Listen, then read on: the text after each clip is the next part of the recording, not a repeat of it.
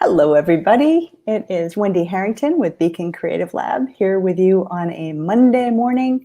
And oh, wait, no, take two. It's not Monday morning. It's Monday at 4 o'clock.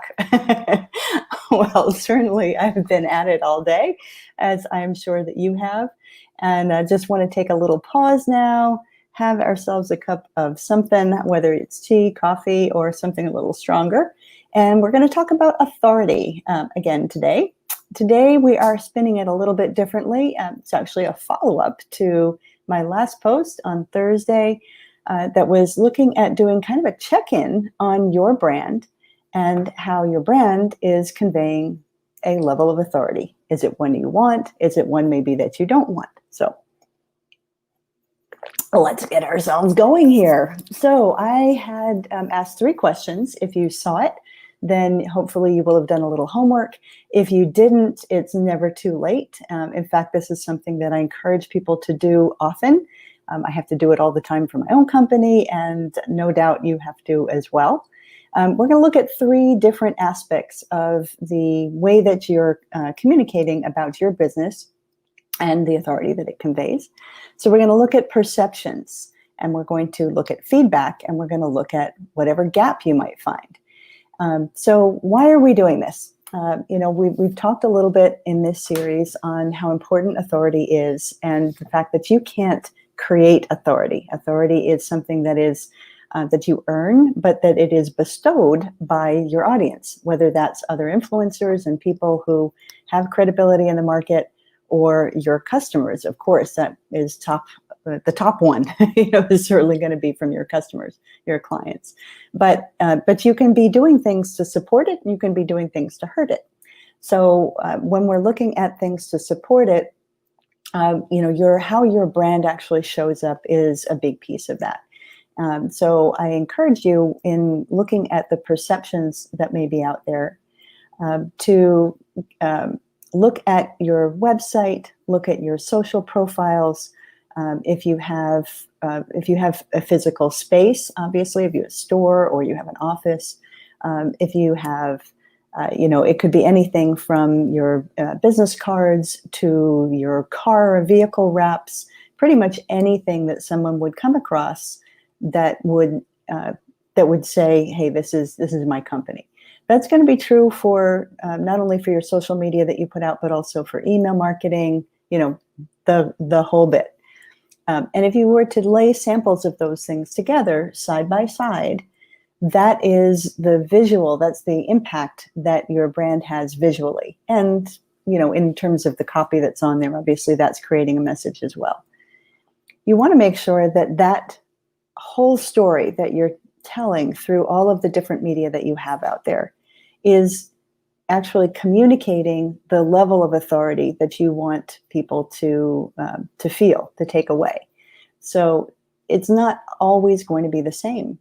If you are targeting a particular group of people, meaning those are the people who are your best fit, they're the ones that you really want to resonate with, they're the ones you want to communicate with. Whatever it is that is an emotional connection that's going to reinforce to them that you're a good choice, that's what you're looking to create. And probably the biggest mismatch I see with people in the kind of range of folks that I'm working with, which are those businesses that have passed their startup phase and they're now ready to double down and truly make a big professional impact, is that bits and pieces of their earlier selves are still out there. They may have done a rebranding, but not actually hit every part of their medium, or they haven't given attention to the level of content that really elevates them in the eyes of their audience. So there are bits and pieces like that that can go astray, or they've just been so busy with doing the work that they haven't actually taken time to do a rebrand.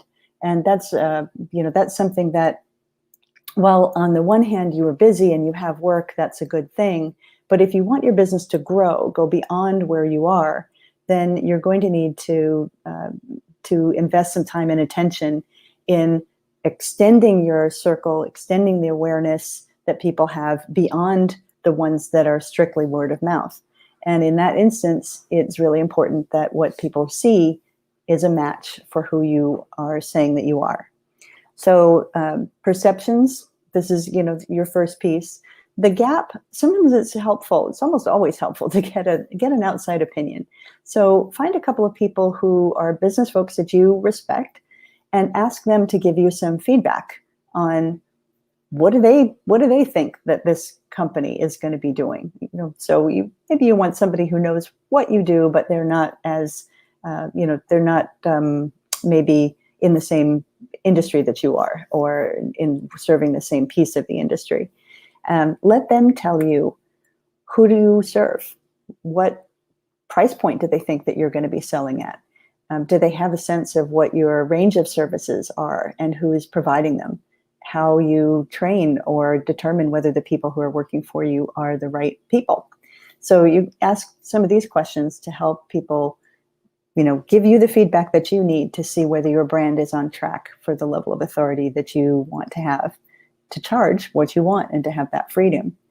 Another thing that is helpful is if you yourself look at a company that's maybe, a step ahead of you, a couple of years further down the line, or maybe they are in a different market and they're doing something similar to what you want to, and evaluate all of their brand elements the way that you were evaluating yours. Is there anything maybe that you can learn from that? Is there a missing piece? Is there, something that is working for them that, maybe if you just kind of dialed something up a notch would really help you as well. So places that often get left behind are, the website, because websites need to be updated so frequently. Sad that it is, but a couple of years out and the website tends to look like you're not keeping things up. It's like curb appeal. You need to make sure that it's looking polished and professional. And that means that it's in keeping with the trends of websites today. Let's see what else. Sometimes it's the awareness of what people can actually, how people interact with you. So the ways that what copy is on buttons actually could even be different. It used to be that every button might say, buy now, or, sign me up. But there is a much broader array of, and much friendlier, funny sometimes, tongue-in-cheek kind of phrases that could go on buttons nowadays.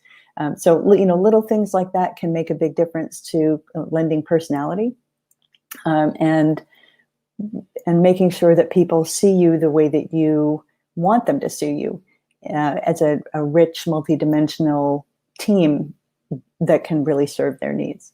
So just a few things that you can think about when it comes to your brand. And, there's so much more that we can go into, but I'm committed to keeping these short. So for now, we're going to leave it at that. And hopefully I'll be back with you in the next day or so. And I'm going to be inviting some guests on. So if you are listening to this, one of the things that I would love to know is if there is a time of day that is better for you to sit and listen to these kinds of recordings. I'm totally fine having them be recorded, but as you see, 4 o'clock may not be a good time for you for a live. So would love to hear from you. Feel free to send me a DM.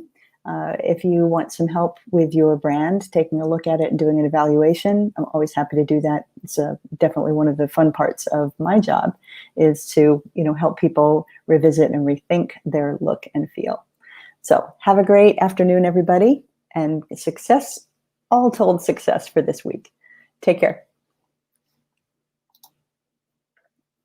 Let's end this.